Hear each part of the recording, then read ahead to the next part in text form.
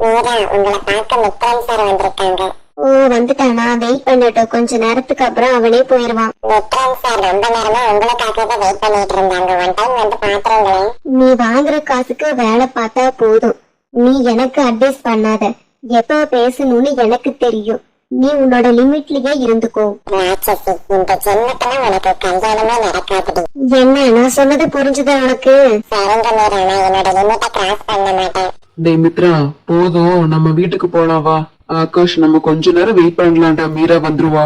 விட்டா நீ இங்கேயே படுத்து தூங்க சொல்லுவடா, வீட்டுக்கு போய் சாப்பிடணும் வா. நீ போடா, நான் அவகிட்ட பேசிட்டு தான் வருவேன். உனக்கு என்ன தலையெழுத்தாடா நீ இங்கேயே வெயிட் பண்ணிட்டு இருக்கிறதுக்கு? இப்படியே நின்னுட்டே இருந்தா அம்மா கிட்டதான் போன் பண்ணி சொல்லுவேன். வேண்டாம், அம்மாக்குள்ள போன் பண்ணிடாத, நம்ம கிளம்பிடலாம். மீரா, நீ என் பொண்ணான்னு எனக்கே சந்தேகமா இருக்கு. எதுக்கு அந்த தம்பிய கஷ்டப்படுத்திட்டு இருக்க? ஆமா, நான் இருக்க அழகுக்கு என்னோட திறமைக்கு அவன் தினமும் வந்து எனக்காக நின்னுதான் ஆகணும். மீரா, அம்மா சொல்றத கேளுடி. நீ எப்ப பாரு அழகு, பணம், தகுதி, திறமைன்னு தலகணமா சொல்லி சொல்லி மித்ரன் தம்பி இழந்துறாத. அவன மாதிரி ஒரு நல்ல பையன் கிடைக்க மாட்டான். முறிஞ்சு நடந்துக்கிற வழிய பாரு. ஒரு விஷயத்த மறந்துட்டு நீ பேசுற. நீ சொல்ற பணம், அழகு, தகுதி, திறமைன்னு எல்லாமே உன்னை விட மித்ரன் கிட்ட நிறையவே இருக்கு. ஏன் இப்படி பண்ற? ஓகேமா, உங்க அட்வைஸ்க்கு ரொம்ப தேங்க்ஸ். நான் என் லைஃப பாத்துக்கிறேன். மீரா, அம்மா சொல்றது கொஞ்சமாவது கேளு.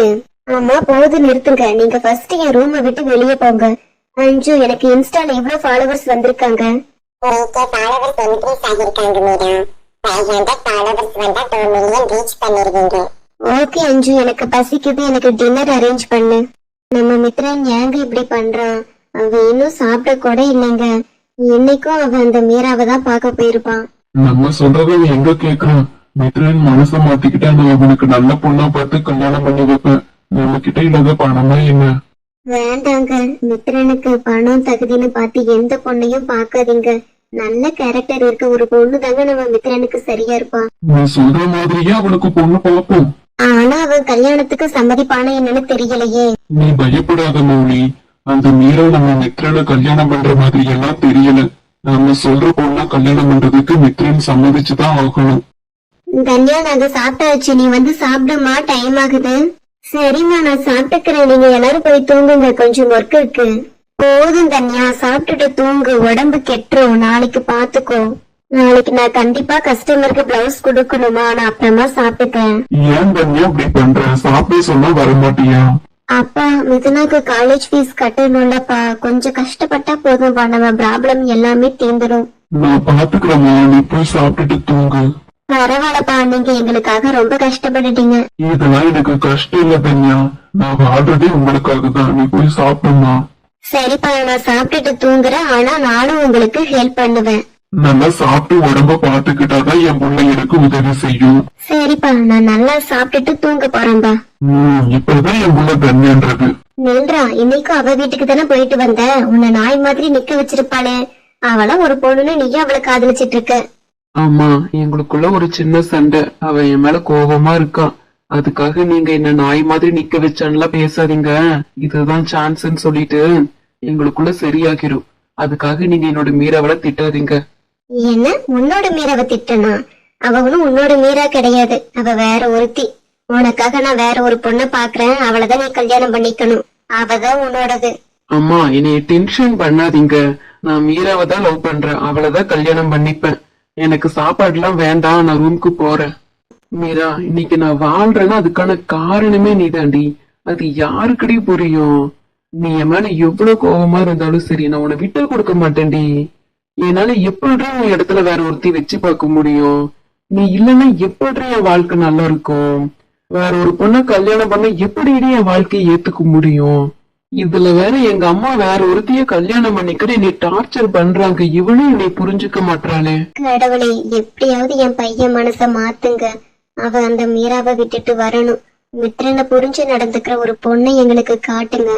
அந்த பொண்ணு சீக்கிரம் கொண்டு வாங்க. அவன் வாழ்க்கை நல்லா இருக்கணும். மிதுனா, நீ தூங்குற மாதிரி நடிக்காத. எனக்கு நல்லாவே தெரியும் நீ இன்னும் தூங்கலைன்னு. அக்கா, நான் தூங்கிட்டேன்டி, என்ன டிஸ்டர்ப் பண்ணாத. தூங்குறவங்க தான் நான் தூங்கிட்டேன் என்ன டிஸ்டர்ப் பண்ணாதுன்னு சொல்லுவாங்களா? என்னதாண்டி உன் பிரச்சனை? ஏய், கத்தாத கீச்சு கீச்சுன்னு. இவ்வளவு நேரமா தூங்காம என்ன பண்ண? உண்மையை சொல்லு. டிராமா தானே பாத்துட்டு இருந்த? ஆமா, நான் பார்த்தேன். அதுல என்னக்கா உனக்கு பிரச்சனை? எனக்கு என்ன பிரச்சனையா? மிதுனா, நான் உன்கிட்ட நிறைய டைம் சொல்லிட்டேன் தூங்குற நேரத்துல டிராமா பாக்காதன்னு.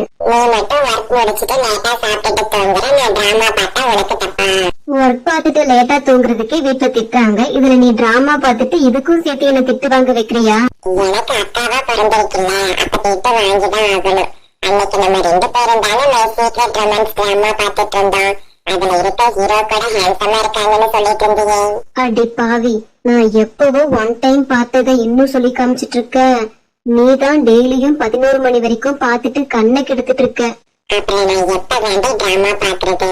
காலேஜ்ல நீயா எனக்கு பர்மிஷன் வாங்கி கொடுத்திருக்க டிராமா பாக்குறதுக்கு? ஏண்டி குரங்கு, உன்னை படிக்கிறதுக்கு காலேஜுக்கு அனுப்புனா நீ டிராமா பாக்குறதுக்கு டைம் இல்லைன்னு சொல்லிட்டு இருக்கியா? இன்னும் என்னக்கா பண்றது? காலையில 7:30 மணிக்கு வீட்டுல இருந்து கிளம்புறேன், சாயங்காலம் 6 மணிக்கு வீட்டுக்கு வரேன்.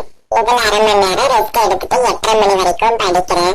அப்புறம் சாப்பிட்டுட்டு கிடைக்கிற நேரத்துல டிராமா பாக்குறேன். இதுல என்னக்கா தப்பு? அதுதான் இது நானும் சொல்றேன். கிடைக்கிற நேரத்துல ஹெல்த் நல்லா பாத்துக்கோ. அப்படி உனக்கு டிராமா பாக்கணும்னு தோணுச்சுன்னா 1/2 மணி நேரம் பார்த்துட்டு 10 மணிக்குள்ள படுத்து தூங்குடி. இப்ப என்ன உனக்கு? நான் 10 மணிக்குள்ள படுத்து தூங்கணும், அவ்வளவுதானே? நான் தூங்கிக்கிறேன், போதுமா? இதுதான் இது கடைசி. இனிமே நீ இப்படி பண்ணக்கூடாது. சரிடி அக்கா, நான் தூங்க போறேன், எனக்கு டயர்டா இருக்கு. டேய் ஆகாஷ், என்னடா உனக்கு? டேய், எனக்கு பேசணும் போல இருந்துச்சுடா. அப்போ போய் மீராக்கு போன் பண்ணுடா, எனக்கு ஏன்டா கால் பண்ண? டேய், எனக்கு உன்கிட்ட தாண்டா பேசணும். சொல்லு, என்ன பிரச்சனை? எப்படிடா உனக்கு தெரியும் எனக்கு பிரச்சனைன்னு? பிறந்ததுல இருந்தே என் கூட தானே இருக்க, அப்புறம் எனக்கு தெரியாதா என்னன்னு சொல்லு. எங்க அம்மா எனக்கு பொண்ணு பாக்குறேன்னு சொல்றாங்கடா, எனக்கு என்ன பண்றதுன்னே தெரியல.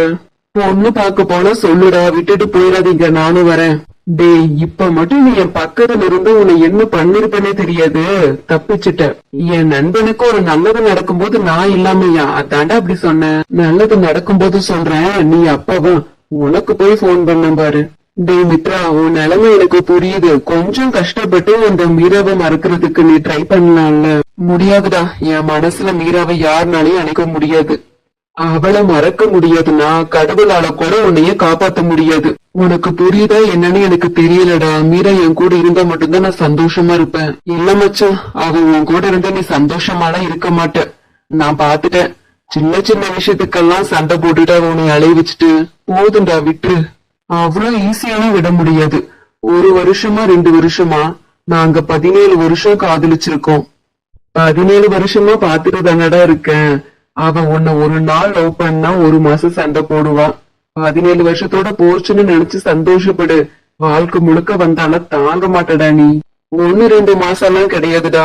அவ என் வாழ்க்கை முழுக்க சண்டை போட்டாலும் அவளை கல்யாணம் பண்ணிட்டு வாழ்றதுக்கு நான் ரெடியா தான் இருக்கேன். அப்படி அவ உனக்கு என்னதாண்டா பண்ணிட்டா? இவ்ளோ தியாகம் பண்ணிட்டு இருக்க. அவ நம்ம ஸ்கூல்ல தான் இருந்தா கண்டுக்க கூட மாட்டேன். திடீர்னு என்னடானா அவளை லவ் பண்றேன்னு எனக்கு ஒண்ணுமே புரியல. 17 வருஷமா அவளவே நினைச்சிட்டு லவ் பண்ணிக்கிட்டு இன்னைக்கு இங்க வந்து நிக்குது. இப்பவும் சண்டை, ஏதோ ஒரு சோகம். விட்டுடா, ஏன்டா? நாங்க எப்படி லவ் பண்ணன்றது எங்களுக்குள்ள இருக்க சீக்ரெட்டா. அது என்ன சீக்ரெட்னு எங்களுக்கும் சொல்லலாமே, நாங்களும் தெரிஞ்சுக்கிறோம். அப்படி என்னதான் நடந்துச்சுன்னு எங்களுக்குள்ள நாங்க ப்ராமிஸ் பண்ணிருக்கோம்டா. அதை நான் எப்பயும் வெளியே சொல்ல மாட்டேன். இதையே தாண்டா நீ ரொம்ப வருஷமா சொல்லிட்டு இருக்க. எதையும் நீ சொல்லவும் மாட்ட, நாங்க சொல்றதையும் நீ கேட்கவும் மாட்ட. சரிடா, நான் உன்னை ரொம்ப கன்ஃபியூஸ் பண்றேன், நீ போய் தூங்கு. ஏன்டா, தூங்கிட்டு இருந்தவனுக்கு போன் பண்ணி குழப்பி விட்டுட்டு இப்ப நீ போய் தூங்குன்னு சொல்லிட்டு இருக்கியா? சரி சரி, நான் போன் வைக்கிறேன்.